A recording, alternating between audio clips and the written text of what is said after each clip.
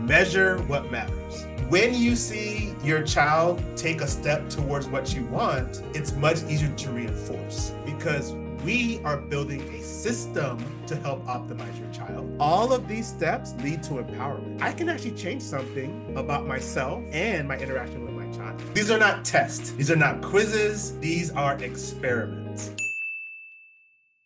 In part one of the podcast, we talk about what Fight for 15 Minutes really is and how it's powerful to help you optimize the environment for your child to make the best progress. We focus on curiosity, which is the ability to be curious about ways to help your child improve. And we also talk about action, the verbs that you need to try different experiments and keep the ones that are working. So in part two of this podcast, we're going to focus on measurement and reflection, two additional pillars that can really help not only your child achieve the best of their potential, but for the family to feel empowered on how they can teach their child. Stick around to the end. Welcome to the tribe. Now, Michael, let's move on to some real life examples. And we had talked about example of a parent stay curious and how they follow the child lead, and stay with them, how they break down the 15 minutes into 3 segments. What would be an example for a mom that is in this taking action stage? A simple example, we'll go back to music because that's a simple to look at. Today I'm going to play just some upbeat, high tempo type music and activity. Not too loud, that's frightening, but enough where, it is noticeable. And with that, you can either just play the music one day and just see if there's a reaction. You can play the music and you can also interact. You can start dancing and interacting. You can just play the music and then you can just go off and just sit right next to your child and even try to play with some simple toys. I just think it's that aspect of, I'm going to keep trying multiple ways and seeing some trends. And we all realize a child may not like it on day one. As long as they're not having the biggest of reactions. For humans, repetition is very important. Maybe we're playing this music and then maybe after the third or fourth time, maybe they start to interact on the third or fourth day. First day, they're not really paying attention. But then you notice, the music comes on, they tilt their head, they show some curiosity. When you see your child take a step towards what you want, it's much easier to reinforce. So if you start to think about how action works, you do an action, which is the antecedent, then your child does the behavior. They pay attention, or they go, or they say, vocalize something appropriate. Now, as a consequence, you can reward your child.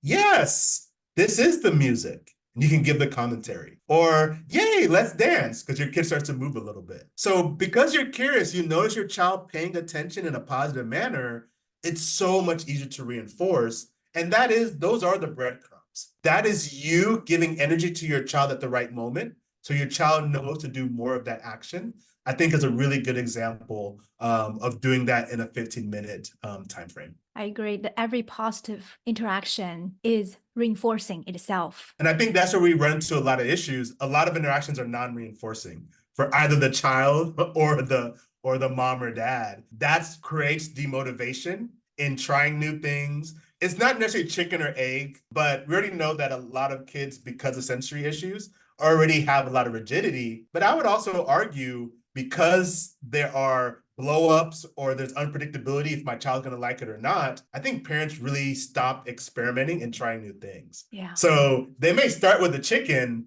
but I think what happens over time, both sides become rigid in the routine for fear of disrupting the delicate balance that's there. But in doing so, we're not optimizing the environment with curiosity, which includes getting your kids curious about the environment and new things in the area. I love this idea of experimenting different things. It's not just help with that positive relationship, but also make things in such a very relaxed, like, hey, let's just try this and see what happens, instead of, oh my gosh, this is not working. What should we do? Yes, it gets away from the judgment. So these are not tests. These are not quizzes. These are experiments. And it allows you not to judge so harshly. Oh my goodness, I am terrible because my child didn't like this music. Instead, it's, okay, my child did not like my favorite band. So tomorrow, let me try something else is a much better way to look at it as opportunity versus catastrophe. This is just so funny when you talk about music. I used to have a kid who only liked 3 songs. We'll play that over and over and over again. Then we did a pairing procedure, which is, we create a playlist, and then the fourth song is always one song we selected randomly, like Disney song. And so we play the same order, 1, 2, 3, and then there's the fourth song, which is not the kid, what that child selected.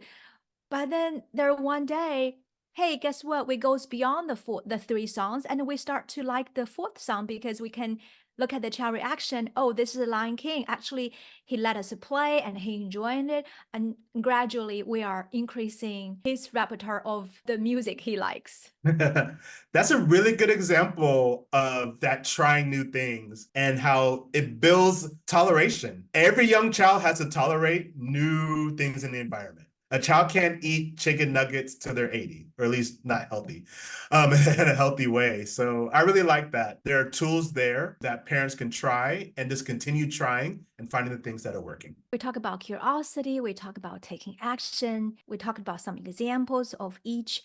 Now, as a behavior analyst, data is a part of what we do. As parent is experimenting, is trying different things and put different plans in their 5 for 15 minutes.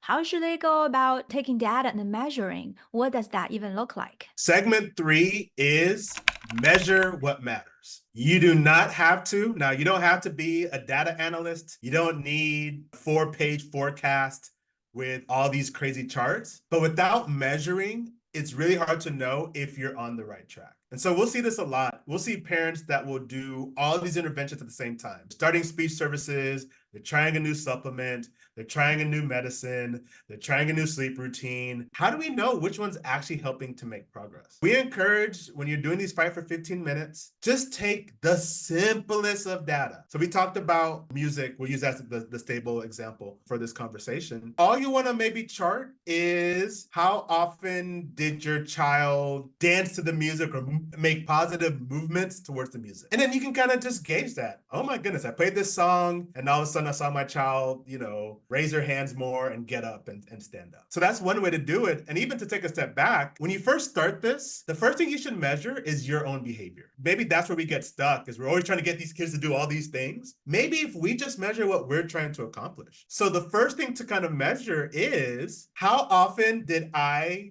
try to make my kid giggle during the music? Because that's chartable. You just do tally marks. I tried 6 times. The other chart if it worked well or not, but you just want to say how much time you gave the repetition. Another example of measuring is for 5 for 15 minutes, you can read a book to your child. And how many pages were you able to flip and go across? I think helps you to have an understanding. Okay, today we got to 10 pages. The kids seem to sit.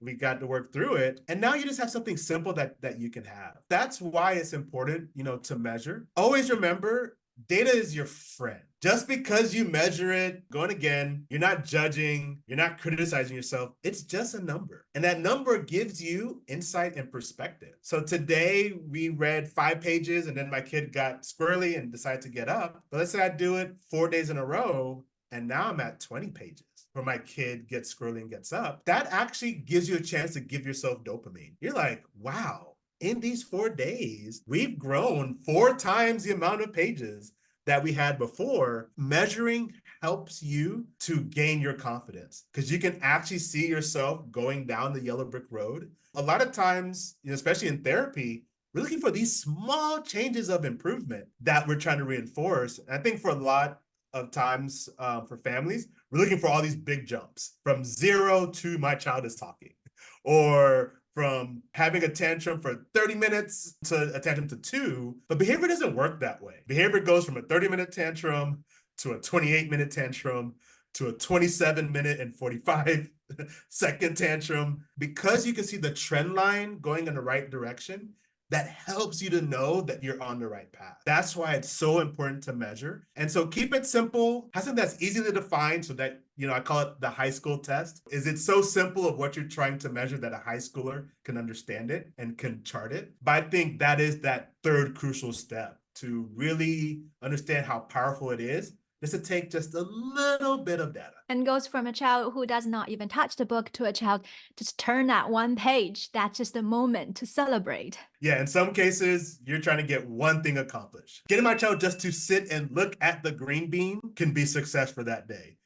Even without all the things and trying it and all the fights that go with that. So there's something that very helpful. And again, it's not a reflection on your skills. I always think the first time you do something, it's probably going to be a little messy. That's fine. But if you do it 5 days in a row, are you at least seeing stability, or are you even seeing it going in the direction that you want? I think that's the encouragement versus what a lot of parents do. They try one intervention on Monday, but they didn't quite get what they want. They try a new intervention on Tuesday, and then they try a new intervention on Wednesday. And it's almost like they're spinning a wheel. And today I'm going to ignore. Next day I'm going to be verbal. Then the next day I'm going to do nothing. That's what confuses a child, because there's just so many different ways people are trying to do things. Measurement helps to stabilize. And when you measure, give something 3 days minimum, up to 2 weeks in most cases. I really love 2 weeks. If you can get yourself to try different interventions, or if you have a game plan or something that the school has given you or therapy that you feel good, give it some time so you can see the trend line. That's what helps to kind of know that you're going well, because you'll get spikes, right? One day your kid might like the music, the next day he doesn't like the music. But if you can see in 6 days that is going in the right direction, now you're figuring out patterns, then this one time solves all, which a lot of people are trying. Yeah, I think that's one of the time waster is we're trying so many different things. One day, one thing, the next day, different thing. And the brain need repetition to have a change. When there's no repetition, really, there's no skill acquisition. So, Michael, again, we talked about the struggles of a parent. We break down into 4 pillars. We covered curiosity, we covered measurement and action. Now, say if a parents are able to do all 3, right? They were able to switch from a anxiety-ridden mindset to a mindset that saying, okay, I'm going to experiment different things. I'm going to pull out 5 books about animals. I know my kid love animals. I'll see how my kid react to those books. I'm going to try to read before bedtime and then have the music on and see how my child reacts. If the music is too loud, I turn off the music and read with my child, see how that works. Just for that 2 weeks, I'm focusing on share enjoyment with books or share enjoyment with music. And say parents have a journal where they keep the data and make it really simple. How many times my kids turn a page, how many times I have the smile on my face and on my child's face.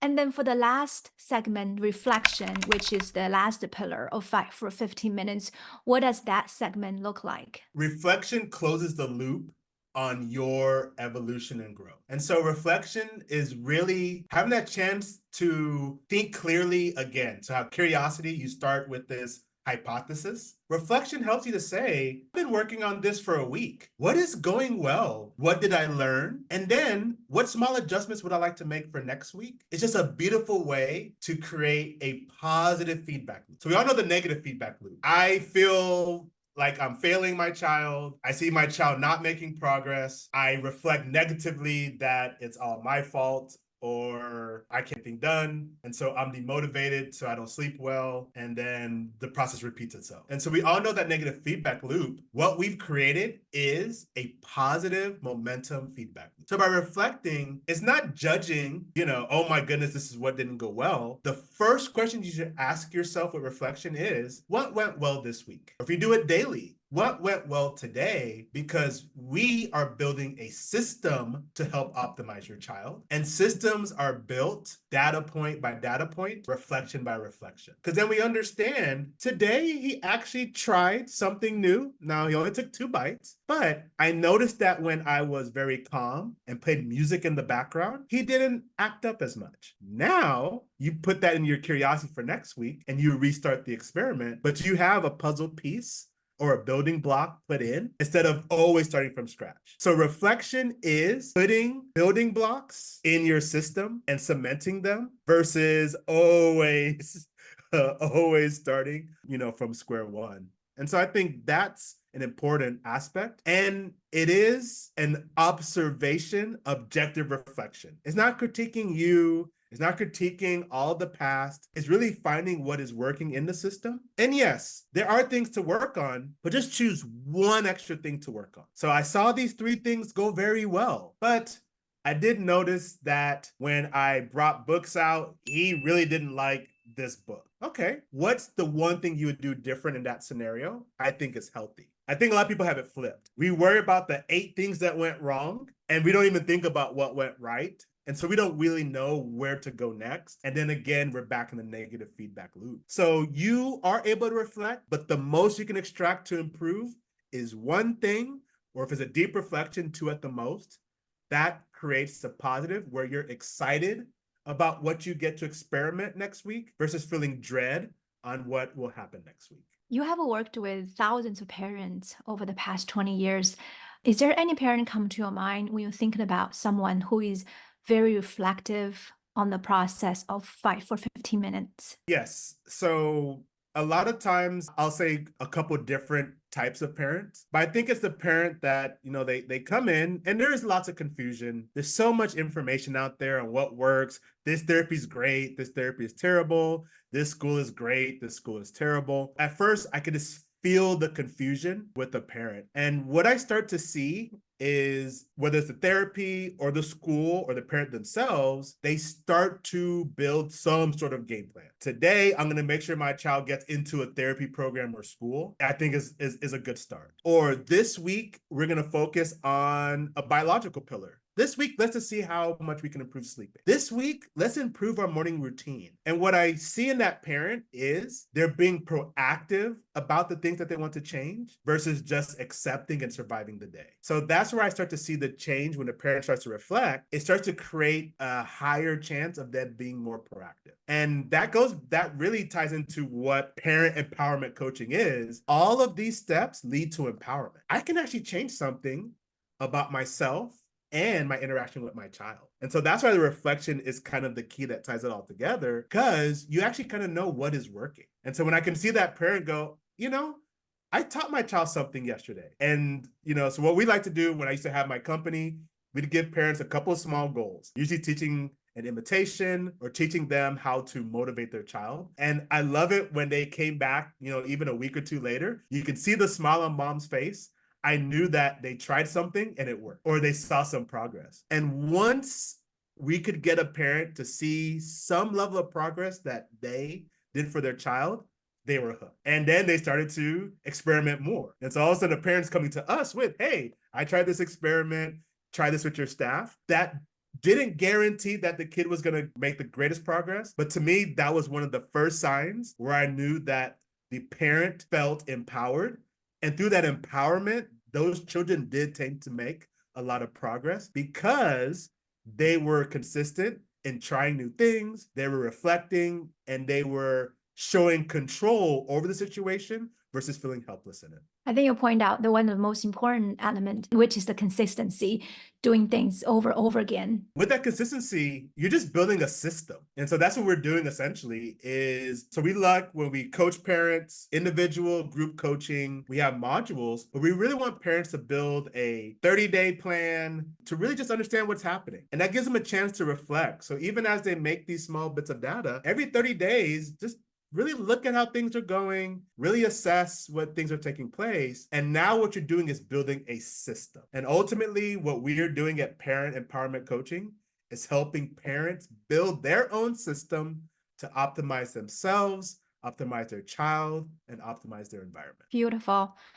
Michael, thank you so much for spending the time talking about the Fight for 15 minutes. And then we went through the curiosity, action, measure, reflection, and how to stay curious about your child play and have that researcher mindset, experiment with the different things, and then take action. Just pick up 1 or 2 things a week to work on. And Michael talked about give it 2 weeks and see how that goes, and then take data. And remember, data is not something to judge your skill. It's trying just to figure out where your child is and what the next goal could be, and then reflecting on the process, and then think about what could have done better, what went well, what didn't go well, And reflection is the part that closes all the loop so that you have a good system in place and making that 1% improvement every single day. Absolutely. And so we would love to hear comments on what you learned in your fight for 15 minutes. What experiments did you try? What victories did you get throughout this process? Which part of these 4 elements are you struggling with? Which ones do you feel confident? We would love to know more. So with that, know that we will be okay. Stay empowered. We'll talk next time. Bye, everyone.